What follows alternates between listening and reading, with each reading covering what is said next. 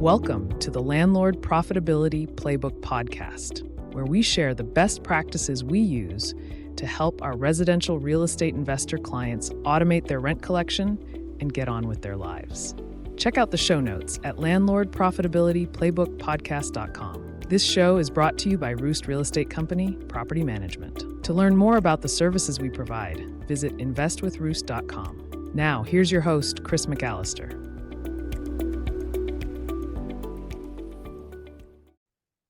Hello, everyone, and welcome back to the Landlord Profitability Playbook podcast. Excuse me, in the 12th and final episode of our 12-part series, What to Expect from Your Property Manager, even if that property manager happens to be you.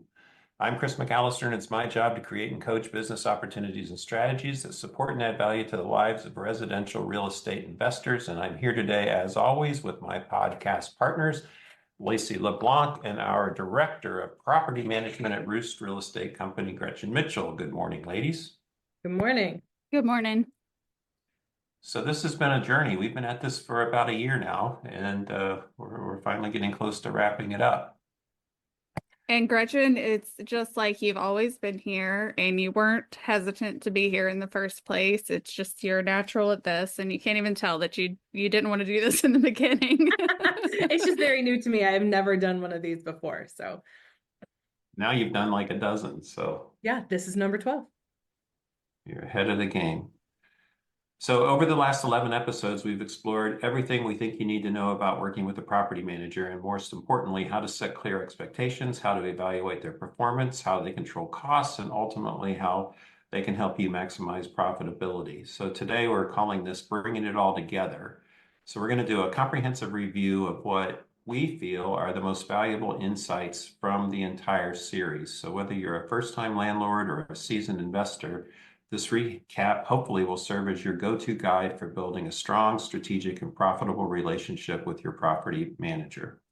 So we're going to revisit some of the biggest takeaways, highlight some action steps, and hopefully at the end of this recording, we're going to make sure you walk away with a clear framework for success. So if you guys are ready, we'll dive in. So part one, if you remember, was titled Get Clear on What You Want from Your Property Management Relationship. And we started off this episode with trying to get a clear understanding of all the things a property manager does. And again, whether you're hiring a property manager, you're already working with a property manager, or that property manager is you. So recognizing the variety of roles a property manager can fill for you, whether it's a leasing agent, an accounting person, a day-to-day tenant relations person. There's just so many things, but getting clear on all those roles, all those activities, and thinking through how much of that you're already doing, this is going to help you set realistic expectations for the relationship.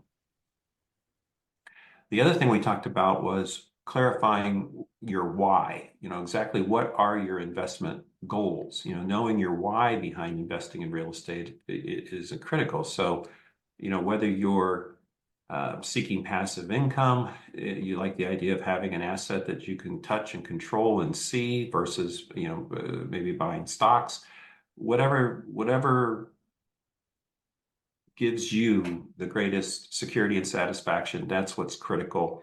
And it's important that your property manager understands that. Some investors want to flip houses, some want to, hold for the short term, some want to do, short-term rentals, Airbnb type things, and some want to hold for the long term.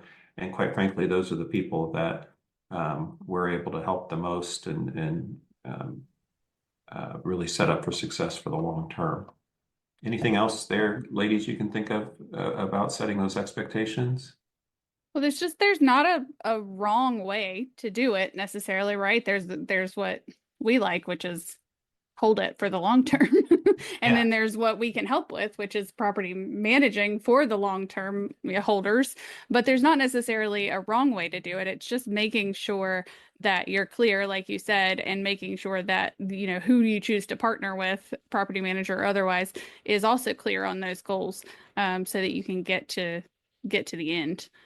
Begin with the end in mind, I think, is the rule they taught my kid and the healthy habits at elementary school. begin with the end in mind. So there's no wrong way to do it, but you know, when you're looking for a partner, you have to make sure that you're on the same page. There's been a lot of talk lately about why investors, hire a property manager in the first place versus doing their managing for themselves. And what's interesting is, and we think this is pretty accurate, but somewhere between 60 and 70% of all investors, residential real estate investors, they manage for themselves. And whether they do it as a part-time job in addition to what their daytime job is, or whether that's what they do full-time, the reason they tend to do it for themselves is because they want the control. And whether that's because they want to be empowered, they don't trust, that somebody else is going to do it as well as they are. And we've talked to a few of these people, Gretchen and I have, and it's not so much that it's about saving the money, that they don't want to pay money for professional management. It's that they don't want to let go of it. They just don't want to let go of it. And I think what is a nice thing to touch on here is that you want to consider the value of your time. Real estate investment, especially when managing properties directly, it can be very time consuming. And even if it doesn't involve, X amount of hours actually doing the work, it lives rent free in your head, right? It's a distraction. It's something that you can't stop thinking about. You shouldn't stop thinking about. And at some point, whether you realize it or not, it does take away from some other things that maybe you want to do, whether it's furthering, your career, your calling, your family, whatever it is. So you got to evaluate the true cost of personal time being spent managing properties versus the cost of hiring a property manager, and consider, what that improved lifestyle might mean to you. And there is a high cost to going it alone. There's costs that you can't necessarily put your finger on, and it's just harder when you're by yourself. If you've got a collaborator, if you've got a partner who's got your best interests at heart, life tends to get easier. And when you do decide that it's time to hire a professional manager, you want to commit all the way through. And that's why it's so important that you align yourself with a property manager, property management company that sees the world the way you do, that you're confident is going to support your individual hopes and dreams and goals. Yeah, I don't think property management is ever really a part-time job. I think property management in and of itself is a full-time job because you have to be on all the time, or somebody does, right? So I wouldn't qualify even with one property as really a part-time job, because if something breaks in the middle of the night, then you're always on call at the very least. And I did talk to a guy that just this week that said, I'm going to do it. I'm just not sure when. I don't want to give up control, but I've got little kids, and I think that's a really good point that you make about, your kids are only little one time, right? So if it's taking time away from the things that you value, I think everybody got into this for some freedom, right? One way or the other. So a good way to look at that is, what is your time worth to you? Well, it also brings us back that real estate, people buy real estate because they think they're buying a passive income stream. And I think people who do it themselves realize pretty early on that there's nothing passive about investing in real estate.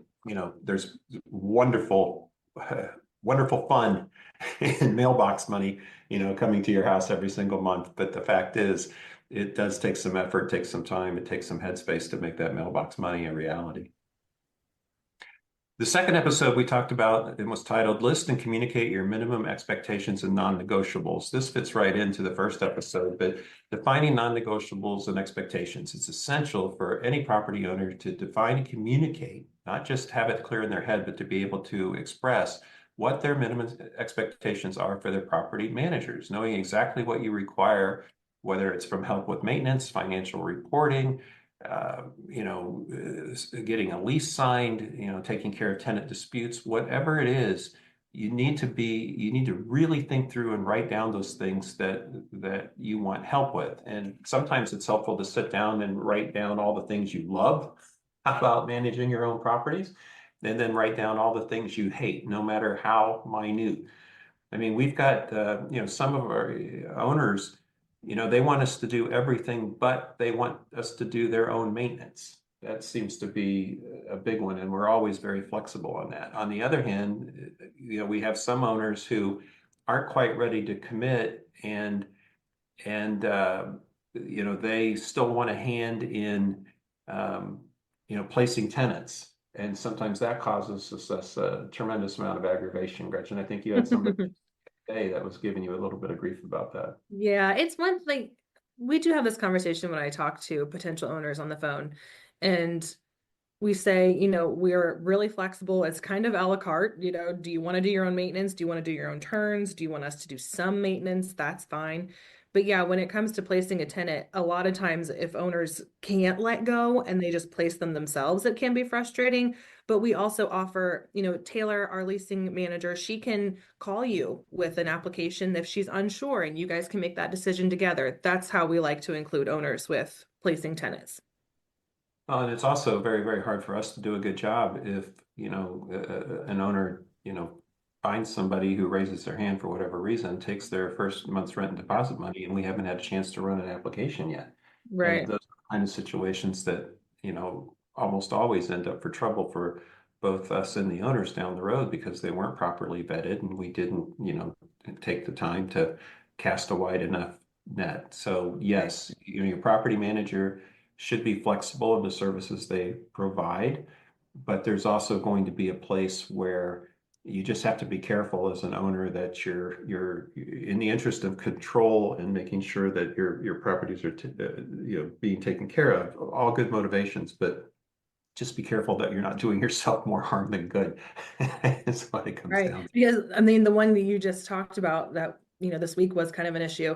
This tenant had paid the owner, gotten a key, lives there, and then they want us to sign the lease. But we're having a very hard time connecting with the resident because they really don't need to sign the lease. They already have the key. They already paid. What's it to? They're already there. They've got tenants' Right. rights.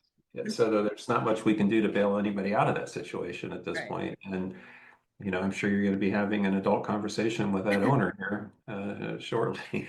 We sure are. The other thing about non-negotiables and expectations is I think it's important that you understand the motivations of your property manager. I think it's absolutely legitimate and appropriate to ask them, why are you doing this, Mr. Property Manager? What part of this, why did you choose to do this? Is it something that do you own real estate and you manage for yourself? So now you're managing for other people. Is this just something that what you really want to find out, are they just doing this on the side? Is this just an extra thing for them to earn a little bit of cash on the side? How many owners are they doing it for? Why are they there? Are they legitimately trying to help residential real estate investors, make more money, build assets for the long term? Or are they, and they deserve to be profitable doing that, don't get me wrong. Or is this just a sort of a side hustle to their real estate business that they decided to take a stab at because commissions are few and far between these days? So just like you want to understand your own motivations and commitment, you want to understand the same for from your property manager. You also want to make sure you're very clear on what their expertise is. Do they manage portfolios of properties like yours in the neighborhoods that you have your houses? So that's all important. You want to make sure that the property manager is appropriately accessible. I'm not saying easily accessible, but appropriately accessible. And you want to understand, how they want to be communicated with, and you want to make sure they understand about how you want to be communicated with. And it's also important that you understand, if they have a team, if they're not a one-man band, if they have a team, who you talk to for different things, whether you talk to the leasing manager when you've got a vacancy, or you talk to the rehab and maintenance manager if you're in the midst of a turn. It's absolutely critical that you know who to talk to when, but also make sure that you can get to the property manager or the broker owner of that office when you need to. We've been talking yesterday when we had our big quarterly meeting that, Gretchen, you're going to hate me for saying this out loud, but I really want to make the commitment to all of our owners that if they have an issue that they're going to email us or contact us about, our goal as a company is to respond to that email or that inquiry within the hour. Now, that doesn't mean that we're going to have an answer within the hour. Hopefully, there's not anything so urgent that we can't have an answer within the day or the next 24 to 48 hours. But I think it's absolutely critical, and I speak for myself as an owner, that if you've got a question to you, it is the most important question of the day, and you're the one that's paying our salaries, so you deserve to be acknowledged as quickly as we possibly can. So have that conversation with your prospective property manager as well. And then finally, you just want to make sure that that property manager's systems and honestly their business values align with yours. You know, if you do this right, this is going to be a long-term relationship. You're going to be working with this person, this team, this company for years to come. So you want to take the time to get it right. And that kind of leads us to number 3, where we talked about meeting the team and then decide. Especially this is critical for in-state owners or in-town owners, but it's also absolutely essential for out-of-state owners. Your goal when you meet the team is to make sure that you're getting the boots on the ground that you can trust. We've got a lot of owners who have been burned that live out of state, and they've been burned with people who just didn't know what they were doing or didn't have the same values, systems weren't aligned, whatever. So, the first thing that you want to be doing, the whole idea about meeting the team is you want to build trust with the team, and they want to build trust with you. So trust is the number one most important critical factor. And then again, you want to analyze local expertise. Do they manage properties like yours? Do they manage properties in neighborhoods like yours? How is the team structured? Are they a departmental structure? Are they a pod structure? Is it a manager who does everything with a couple assistants? How is it set up? And does that setup make sense for what you're looking for in a property manager? Are there clear roles? Do they have adequate resources? Do they have the right tools? What's the buzz in the office when you come in and sit down and talk to them? Is it absolute chaos? Is it professional? You can get a real sense of what's going on, with the property management company just by making a visit to the office. It's got to be a collaborative relationship, and then probably I'm not saying this is the most important thing, but just as important, what are their performance standards? What are their metrics? There is math involved when you're investing in any sort of assets, and that includes residential real estate. So, what is their time to turn goals? We call that TTT. If Brad's got a property that has gone vacant, how fast does your property manager expect to get that back into service? Our goal is to get things back into service within the month so that we can start advertising that property again as early as next month. But what is the time to turn, the TTT? From the leasing side, what is their average days on market, right? How many days, has it been on the internet available for rent, and why hasn't it been rented yet? What's their average days on market? A lot of property management companies talk a lot about, their percentage of rent collected or their occupancy percentages and so forth. Those are kind of fuzzy, but I think, Gretch, the one that we like is super simple. How many 3-day notices did they put up, right? Yeah. Yeah. I think my favorite though is the days on market. I'm really proud about how we do that because Taylor, our leasing manager, she'll pull a days on market report and she'll flag any of them that are about 20 days on market that haven't been rented yet. And on day 21, that's when we will go out there. Hey, is the sign still up? Is there trash in the front yard? Why are we getting, not as many hits as we thought we would? So the days on market is something, like I said, I'm really proud of because we do a really great job at monitoring. Why isn't this getting rented? Raise our hand, talk to the owner, drop the price, whatever it may be. I also love the idea. It's one thing to know about your occupancy percentages. It's good to know, of the occupied properties, what percentage of the people actually paid rent. But I love just how visceral almost it is when you say, say it's the 7th, 8th of the month, whatever it is, and you're running 3-day notices, and we can say, well, we had 50 this month, 3-day notices, people haven't paid yet that we have to post, but don't despair, it's better than last month, right? Or right. Maybe there's an issue out in the market because it's worse than last month. But depending on the time of year, is it Christmas time? Is it back to school time? Yeah, and then it seems like we had a fantastic month in February with a bunch of late fees and past due fees paid, and we think that was because the income tax refunds started to Yeah. hit for a lot of our tenants. So, but ask that question, because I think it's a great question. It should be an easy question to answer, and it's going to give you a great idea if the property manager you're interviewing is in touch with what's happening with the portfolio that they manage. So all these points, meet the team and then decide. They highlight the importance of thoroughly assessing that team's trustworthiness, their expertise, how they operate. You really want to take the time to do your due diligence before you entrust them with your properties. And four, and this is always this is still the biggest thing that we do, I think, as a property management company, but part four was, can they control rehab and maintenance costs? And we have been so focused on this in the last year, and I feel like that we as a company are making huge strides. Brad's doing a hell of a job, and we've got a great group of maintenance people. But the key point in this episode was understanding the neighborhood standard. Highlighting the need to maintain properties to a standard that aligns with the neighborhood, right? And just as important, you don't want to, under maintain your properties or not enhance the properties. You want to make sure that you're at the standard, right? You don't want to let them fall below the neighborhood standard, and you don't want to put so much money in that you're over improving it beyond what the expectations or the economies are for the neighborhood. Don't put a granite countertop in a D neighborhood. Don't put a granite countertop in a D neighborhood, right?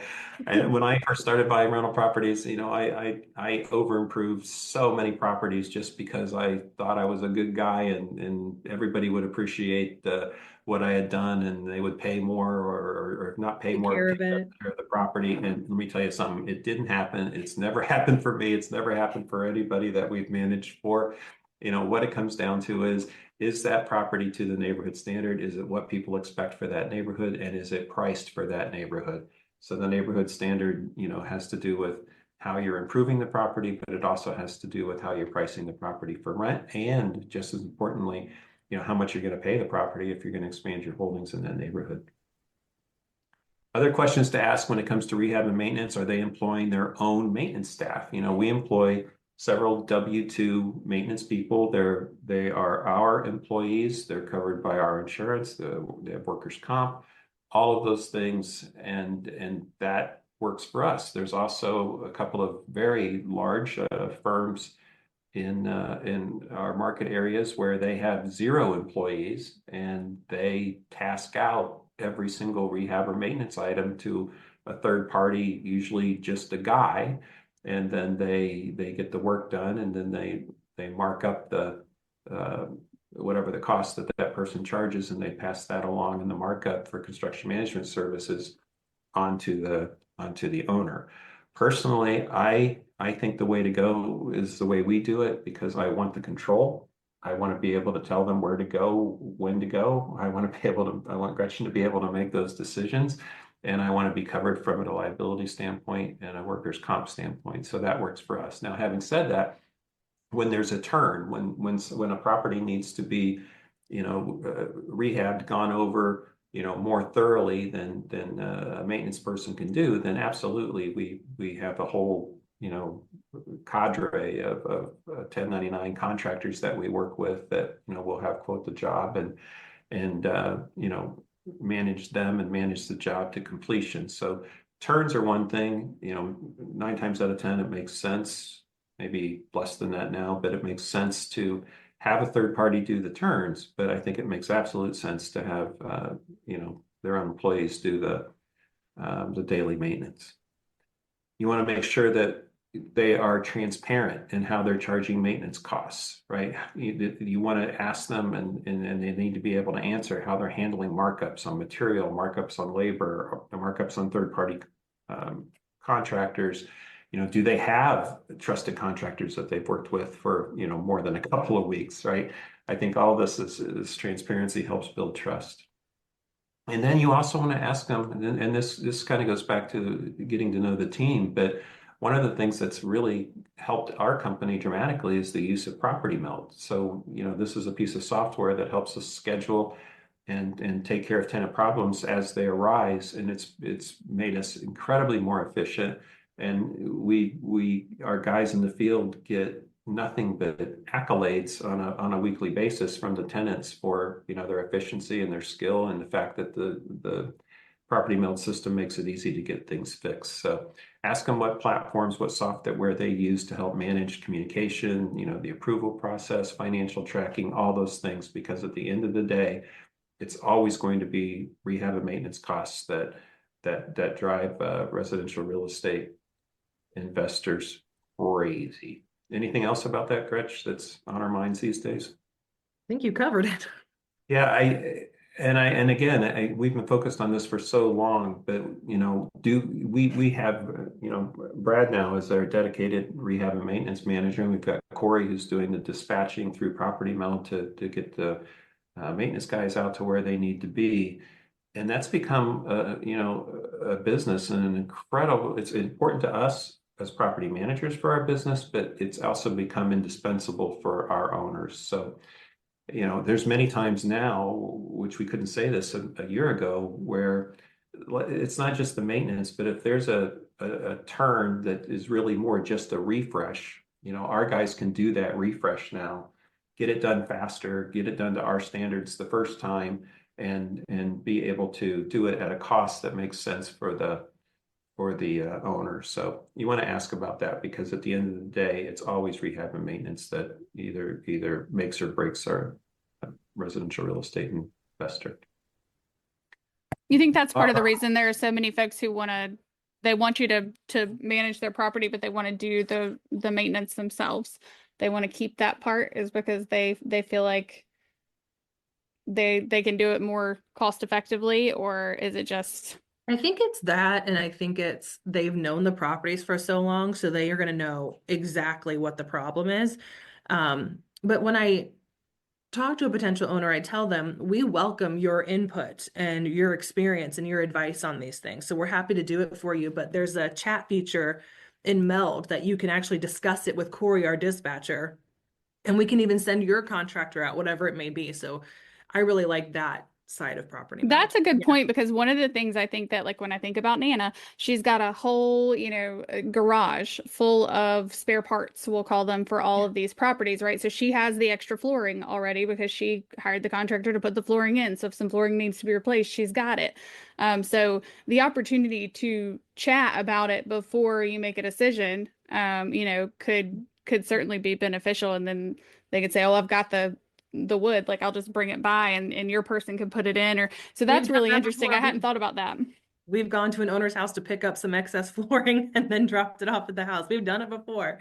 Oh yeah, Nana's garage is it's like a treasure trove of things, but I do, yeah, specifically for her properties, right? And they all have the same floor and they all have the same, toilet. And if there's an extra one, or if there's a deal, or if they find one on sale, they go ahead and buy it and they put it in the, the garage. And then whenever they need it, it's there. So knowing that you can work with property owners to utilize what they already have and make it even more cost effective for them, I think is a very cool option. You don't insist on doing it all yourself. Right. Yeah. The other thing is, and this gets back to trust, we have had a lot of landlords who I think their just default position is, I don't want you to do any rehab and maintenance because I'm scared I'm going to get ripped off. Whether they say that out loud or not, that's their fear. So they feel like it's up to them, that they have a responsibility to go out and find somebody who's going to be cheap, or, they're going to do it themselves. And don't get me wrong, we have a couple of owners that do the work themselves. They do it great. They love doing it, and they have us do everything else.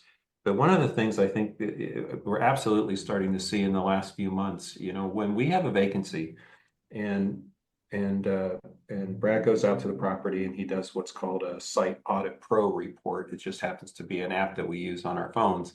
So he takes pictures of everything in the property, and while he's there, he takes notes of everything that needs to be done. And in a perfect world, he can get on the phone with the owner while he's there, talk them through, what he's seeing. They could do, take some pictures. They can do FaceTime, whatever it is.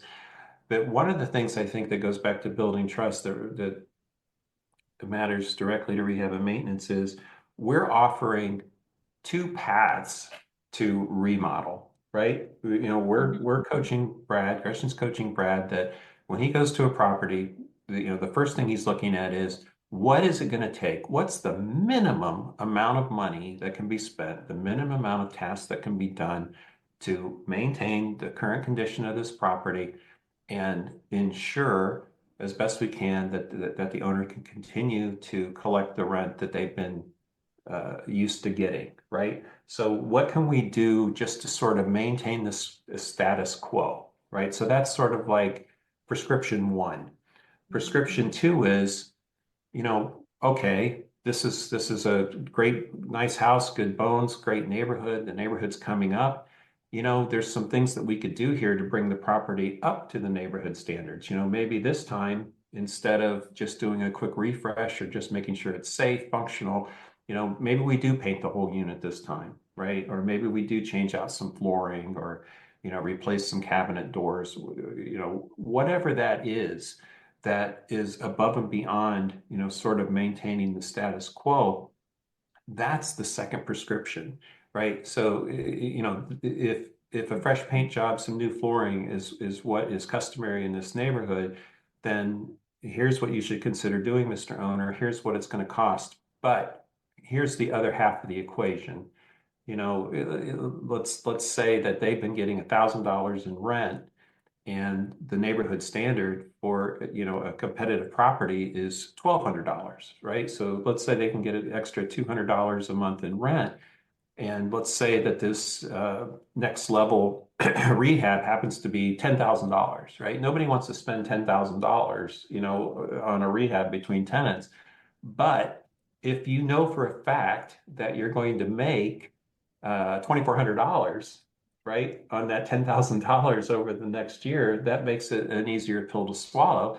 And the other thing, and we've got to learn how to make this easier for our owners to see, is doing that next level rehab is going to increase the value of the property, right? So, doing that 10,000 might increase the marketability of that property by 20,000. And in addition to that, it's going to allow you to raise the rent by 20%. So our job as property managers, and I think the job of any property manager that you speak to is, we understand where you're coming from. Here's what what you're going to have to do just to maintain where you're at. But let me help you do the math and figure out why this next level rehab for this property might make sense. Feel like I'm preaching again, but it's good info though. You preach on. I think that's where we're at with our owners. I know that's where we're at with my properties, that everybody deserves to know what they're spending money on and if there's going to be a return on investment on that money. And then, if it comes to pass that nothing makes sense, then that means it's time to put that property up for sale, harvest the equity and move into another property. So your property manager hopefully can counsel you on that as well. All right, enough on rehab and maintenance. Part 5 is, will they rent your property for top dollar fast? And we talked a lot about setting market rate rent. Again, market rate rent still comes back to the neighborhood standard. What are properties on that street, in that neighborhood? What are they renting for? It's not going to do you any good to expect to get more than that. It's not going to, and you don't deserve to get less unless the condition of the property warrants that. But having said that, I want you to be in a position as an owner that if the rents are $1,000, I want you to be in a position to come in at $995 and still make money, because we want to be able to cast a widest net as we possibly can, and we want to attract as many qualified applicants as we can. And please understand, just like Zillow for home sellers, it's super easy for any tenant to figure out what customary rent is for any neighborhood, and they're smart, right? You're not going to trick somebody into overpaying for a property. And if you do, I can almost guarantee they're not going to make it to the end of the lease. So market rate rent is absolutely key. You want to have expansive marketing and advertising. What's their website look like for vacancies? Are they pushing their vacancies to all of the platforms, around the internet universe? Are they on Zillow, some of the premium sites? What is their strategy? Look at the pictures of the properties that they're advertising. Are the properties being presented in the best possible light? And again, it's about casting a super wide net, and it's about screening in qualified applicants. It's not about keeping people out. It's about screening people in. And then you want to ask them about what's their application process. Can people apply online? What's the cost of an application fee? You know, what's the process? Who does it? Who do I talk to about it? And then the other part of this episode was tenant onboarding. You know, what is the onboarding experience for a tenant? You know, do they understand their responsibilities, and do they understand your standards as a property managers? How do you bring a tenant on into your company that hopefully is going to take care of my property, and in the best case pay the rent for the entire length of the lease and leave the property hopefully in even better condition when they leave than they found it. Anything else there, Gretchen, we can add in for will they rent your property for top dollar fast? We like to go into detail of exactly what we look for when we screen a tenant. You know, they have to make 3 times the rent amount. We do a criminal background, credit check. We explain that we don't look at the number, it's what's on the credit. Do they owe gas and electric companies? Do they owe previous landlords? So we like to get in detail with that for our owners as well, just so they know standards for who we're putting into their home. Absolutely. And that gets us into part 6, which is, do they have a clear and unbiased selection process? So do they make 3 times the rent amount, right? It's actually against HUD guidelines these days to make a decision based solely on credit score.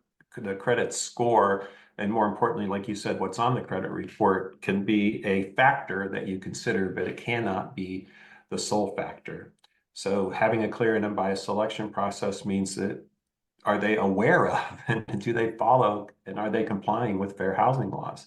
You know, you hire a property manager, if they end up with a fair housing problem, that fair housing problem isn't just their problem, it's your problem as well. So do they know what they're doing? Are they up to speed on it? Are they aware? And in last year, HUD did issue new guidelines that had to do with the use of credit scores, but more importantly, had to do with the use of artificial intelligence in credit screening. And again, what it comes down to is you don't want a property manager who's just using, you know, one vendor that does AI screening in a black box, or is just doing their screening based on a credit score. That could get you both in trouble, and it's not fair to you as an investor. You're not going to cast a wide enough net to get the best possible tenant, and it's not fair to the prospective applicant either. So transparent and fair screening processes. Those processes should be clear, they should be written down, and they should be publicly available. You know, maybe that's a next level expectation, but ask them, do they actually have a policy written down that they can share with the tenant for how they can, you know, make sure that they're not wasting their application fee on a property? You know, and again, sometimes it's as simple as, you know, we don't have any evictions in the past 3 years, but again, I would advise you to, you know, make sure there's no extenuating circumstances. You have 3 times the rent amount, and that means we've got to see pay stubs, right? You know, for the past, how long do we go back for pay stubs? 3 full months. 3 full months, right? So if that's your expectation, if that's the property manager's expectation, they should have no problem having it in writing, making it available for tenants. And, you know, we put that right on the listing on the internet. We say right on our for rent listings what our criteria is. This is the part that would be the scariest for me if I was doing it myself, or if I was quote unquote a part-time property manager.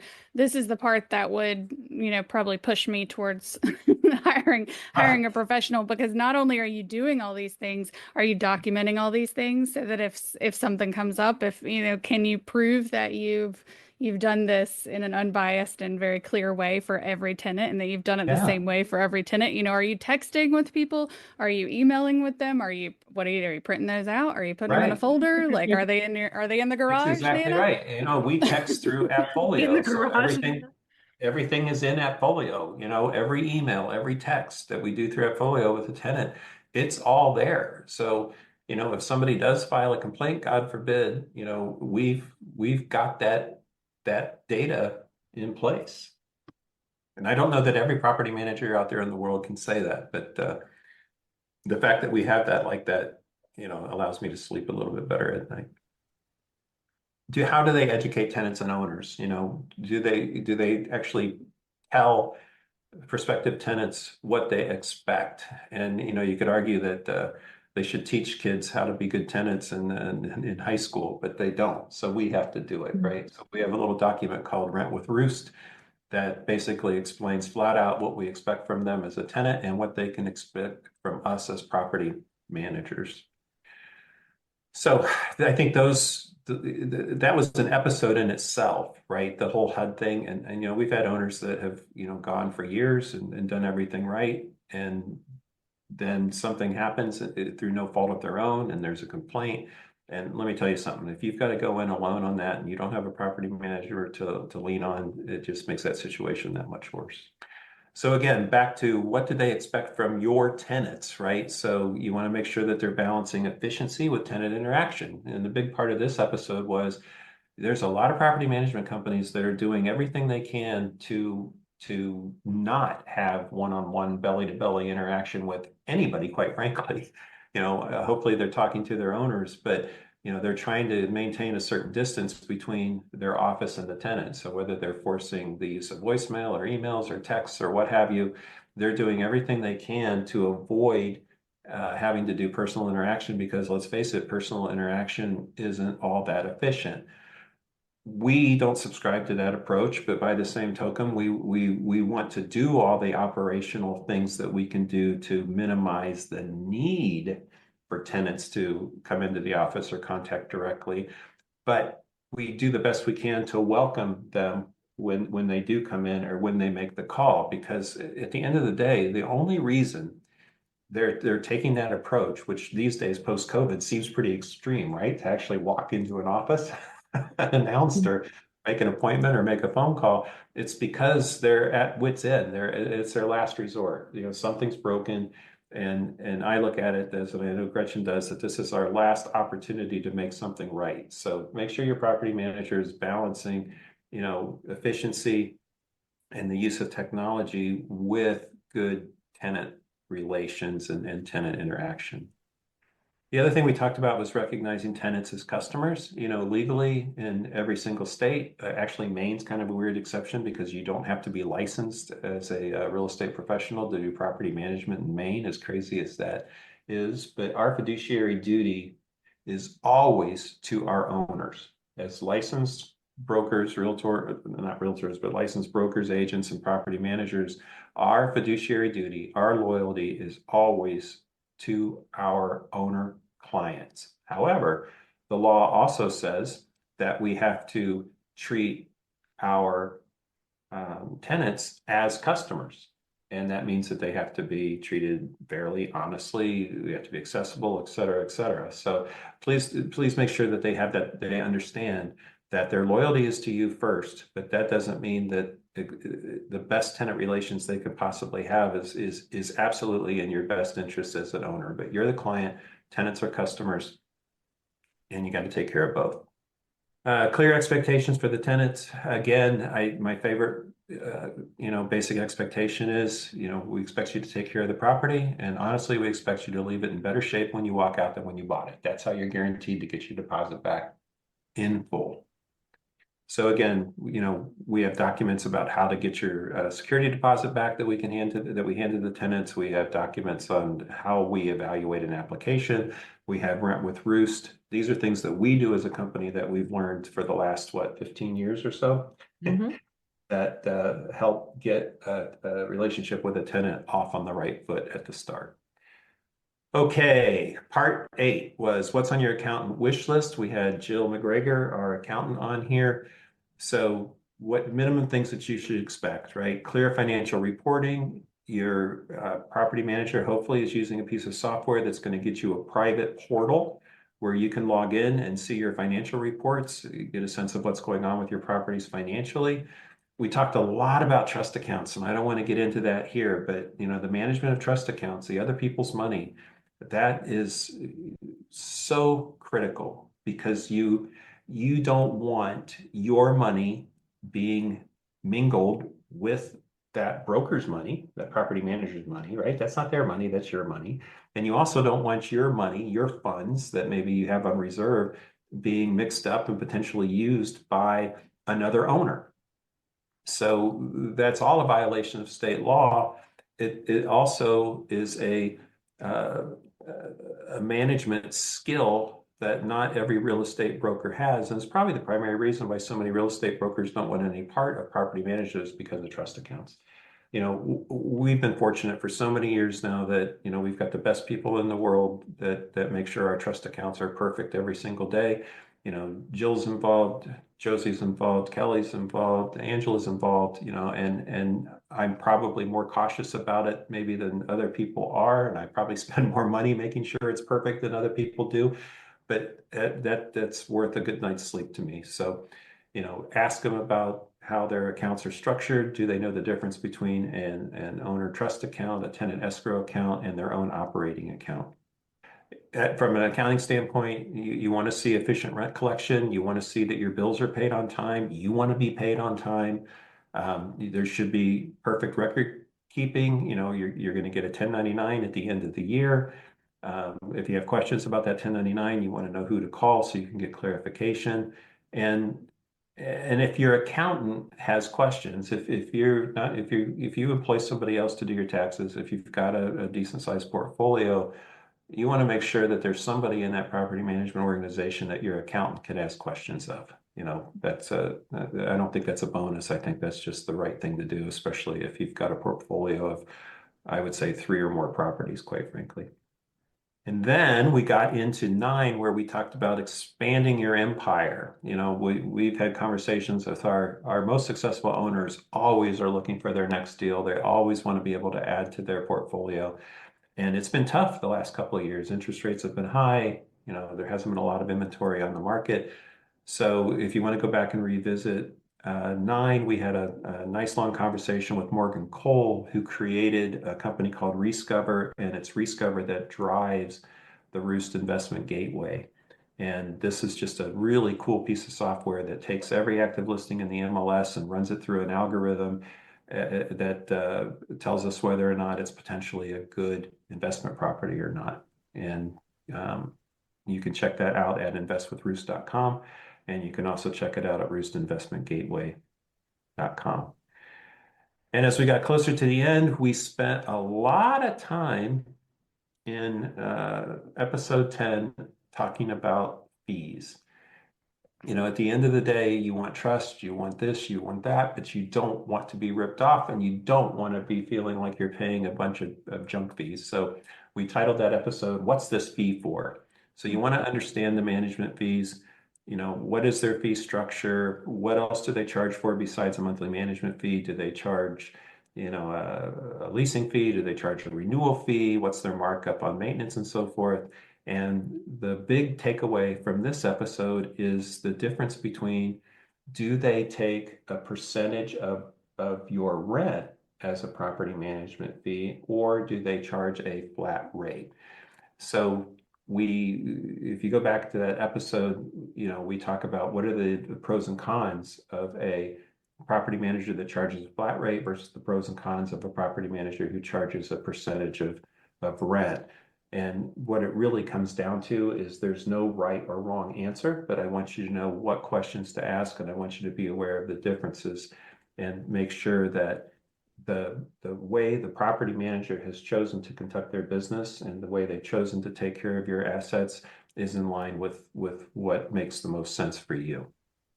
And then in part 11, hiring the right property manager, we actually went through the entire interview process. We went through the PMA, the property management agreement, and what does onboarding a new owner look like, at least for us. So when you're interviewing a property manager, remember it's a two-way street, right? You're interviewing them, but they should also be interviewing you. Because if you're not a good fit for their company, it's going to be bad for both of you. If they're not a good fit for your investments, it's going to be bad for you. So interviewing a property manager is a two-way street. We actually gave everybody in that episode the 10 most important interview questions, and they all focus on tenant screening, how they handle maintenance, legal compliance, Fees, of course, communication, evictions. How do you do evictions? How do you maximize rental income? How do you handle pets? What are security deposits? All those things. Those are all what episode 11 is all about. And again, we go through the high points of a PMA so you know what to look for in that agreement. Remember, that's a legal document. You're signing up for their services for a specified amount of time. If it doesn't work out, you want to know, how do you get out of that agreement if something doesn't work? How do they get out of that agreement if something doesn't work? Fees, the whole point should be outlined in great detail in there. And a strong onboarding process ensures a smooth transition. And Gretchen, why don't you tell us, you've got a couple of people that you're working with now that are partners, and there's certain things that you need to get this onboarding done. And why don't you just give us a quick rundown of where we've had some hiccups with these folks? So they signed the paperwork okay, going through dot loop, but in order to really get everything going, we need all of the leases, all of the keys, tenants' names, how much they pay. And, it's no fault of theirs. They're struggling to get the information from the current property management company, but it's hard for us to proceed if we don't have everything. So I think I'm still waiting on like a bank account and a lot of the tenant information. So I'm kind of stuck, and I'm really pushing to get it done in the next 3 days before the first of the month. So we're trying to work together. And I even offered to go to their current PM's office and just pick it all up for them. I'm just desperate to get it all in, so I'm willing to go get it for them. But that's really where it is it's much easier and much faster, much smoother process if the property manager has all the information they need. So there's so much to unpack. I mean, so clearly you know why they're leaving their current property manager, but you also get to see why it's going to be hard for us to do the best job we can on April 1st because we don't have all the information. Right. So it's going to be bad for us. It's going to be bad for the owner. It's going to be bad for the tenants. That doesn't mean we can't manage our way out of that. But the fact is, it's probably going to take 90 to 100 days. But you also just want to start off on the best foot, especially with the residents, because they need to know who to go to for things. Yeah, and we don't want to lose any residents in that transition process. And that also goes back to the whole idea of having good onboarding at the start and making sure that leases are uploaded to AppFolio and leases are available to the owner in the tenant or in the owner portal. Mm-hmm. As an owner, you should get copies of every lease just on general principle. It's your responsibility as an owner. And the fact is, if that property manager can't get you a lease that was just signed, or at least you paid for, there's an issue, and they deserve to get it to you, and it should be accessible in your portal. So onboarding is critical. It's seldom that we get 100% of everything that we want to make a perfect transition, but Gretchen and Marcy and Shannon and Tina, they do the absolute best they can. But just the takeaway there is, there's always a transition to a new property manager, a new property management company. And that relationship takes a little time to gel, takes a little time to get to know each other. And if it's a really bad situation where we don't know who's paying rent, who's not paying rent, we don't know the condition of the property, I hate to say this out loud, but there are times when things will get worse for you in the short term before they get better. So if you think you're struggling now and you want to get help, that's perfect. That's the right thing to do. But please know, you may not know how bad things are until you get a professional property manager to really dig in and start setting things right. So I don't want to scare anybody away from getting into this relationship, but you may not know how bad off you are at the moment. I think that's important, because what I'm hearing is, like, obviously through these 12 episodes, we've gone over how complicated choosing the right property manager, moving that relationship or changing it from yourself to a property. It's really complicated. It's a lot of moving parts. There's a lot of legwork that has to be done. But the point that you just made about you might not know exactly how bad it is, like, it's not going to get better on its own if you don't. Right? No, if you sense there are problems, they're not going to get magically better. So, like, waiting to do this process just because it's long and hard and arduous is maybe not the right answer. If you're thinking, oh, I need to do this, then probably now is a good time to start at least looking into it, right? But there's a little voice in the back of your head that says, I really at least need to start asking the right questions. But you should really heed that voice. there's, it's really easy to, ignore things that sometimes you can get away with ignoring things for a while, and then suddenly, you just can't anymore, whether it's because you're not getting the rent you deserve, or you're not getting the documentation you deserve, or, something happens and suddenly you realize that, you're at a loss and you're at somebody else's mercy. So anyway, so hopefully, you found value in this review. We're actually going to publish a little book, one of my little books based on this podcast series. So it'll be, these usually run about 65, 70 pages. They take about an hour to read, but the book will be titled What to Expect from Your Property Manager, even if that property manager happens to be you. So we'll have that. We'll probably send links to everybody who, has opted into the Landlord Profitability Playbook and so forth. But over the past 12 episodes, we've, including this one, we've covered everything you need to know about working with a property manager, setting clear expectations, screening tenants, controlling costs, maximizing your returns. And remember, a great property manager is more than just a vendor. They're a strategic partner. When you choose wisely, you communicate clearly, you must stay engaged, you can free up your time, you're going to reduce stress, you're going to sleep better, and more importantly, you're going to build a rental portfolio that works for you for the long term and not the other way around. Anything else? Any parting words of wisdom, ladies, before we close this one out? I don't think so. Right? I hope that all It's a lot. all of the folks out there who own properties take the time to listen, even if you don't intend to work with a property manager, a professional property manager. I just think there's so much information here that, it's like an if you don't know, now you know situation. So I don't think I've ever heard it in quite so much detail broken down. So the last, 12 episodes over the last year, when you really put it into perspective, that's how much you need to know if you're going to manage rental properties. And, if you don't intend to partner with somebody, then at least take the time to make sure that you're checking all the boxes on your own. Yeah. All right. Well, if you're already working with a property manager, I encourage you to use the insights from this series to evaluate your current partnership and identify areas for improvement. If you're in the process of hiring a manager, take the time to ask the right questions and ensure that their approach to the business aligns with your goals. So what could you do next? Well, I encourage you to revisit past episodes. You can reinforce some of these lessons. Check out the blog post, 10 critical questions to ask when interviewing a property manager. That's on our page called Learn with Roost on the Roost Real Estate Company site. You can reach out to Gretchen directly. You can reach out to me if you have any questions. You can reach us through investwithroost.com. Send us an email. All that information is in the podcast descriptions and so forth, or on the website. And finally, if you have found this series valuable, share it with other landlords and investors who could benefit. And don't forget to subscribe to the Landlord Profitability Playbook podcast, because just because this series is wrapping up, there's way more that we're going to be talking about in the future, designed to help you maximize profitability and build a sustainable real estate business that does nothing but generate mailbox money. So thanks for listening. Here's to your success as a smart, strategic, and profitable landlord. Thank you, ladies. See you next time. Thank you.